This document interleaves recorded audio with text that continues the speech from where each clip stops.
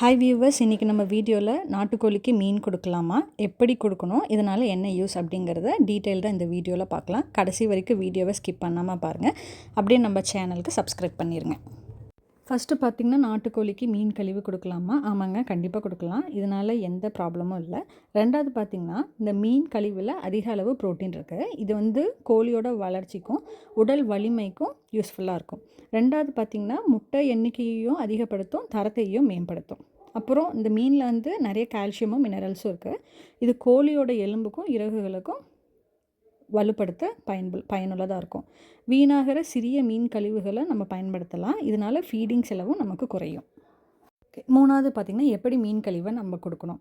சிறிய மீன் கழிவுகளை யூஸ் பண்ணுறது நல்லது. பெரிய மீன் கழிவுகளை கொடுக்கறத நம்ம தவிர்த்துக்கலாம். ஏன்னா அதில் அதிக எலும்பு இருக்கிறதுக்கு வாய்ப்புண்டு. பச்சை மீன் கொடுக்கறத விட உப்பு இல்லாமல் லேசாக வேக வச்சு மீன் கழிவுகளை கொடுக்கலாம். வாரத்திற்கு 2 அல்லது 3 முறை கொடுக்கலாம். தினமும் கொடுக்கறத நம்ம தவிர்க்கணும். ஏன்னா இதனால் டைஜஷன்ஸ் ப்ராப்ளம் வர வாய்ப்பு இருக்குது. 4வது நம்ம முக்கியமாக கவனிக்க வேண்டிய விஷயம் என்னென்னா, அழுகிய மீன் கொடுக்கக்கூடாது. அதிக அளவில் மீனும் கொடுக்க வேண்டாம்.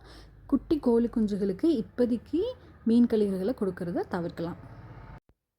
இந்த மீன் கழிவுகளை கொடுக்க ஆரம்பித்த பிறகு பார்த்திங்கன்னா, கோழிகள் சுறுசுறுப்பாகவும் இருக்குது, நோய் எதிர்ப்பு சக்தி அதிகமாக இருக்குது, முட்டையோட உற்பத்தியும் நல்லா இருக்குங்க. இப்போ வியூவர்ஸ், இந்த வீடியோ முழுசாக பார்த்ததற்கு ரொம்ப நன்றி. இந்த மாதிரி நாட்டுக்கோழி, இயற்கை வளர்ப்பு, விவசாயம் சம்மந்தமான பயனுள்ள தகவலுக்கு நம்ம சேனலை தொடர்ந்து ஃபாலோ பண்ணுங்கள், சப்ஸ்கிரைப் பண்ணுங்கள். வீடியோ பிடிச்சிருந்தால் லைக் அண்ட் ஷேர் செய்யுங்க. உங்களுக்கு ஏதாவது சந்தேகம் இருந்தால் கமெண்ட் பண்ணுங்கள். Thank you and will see you in next video.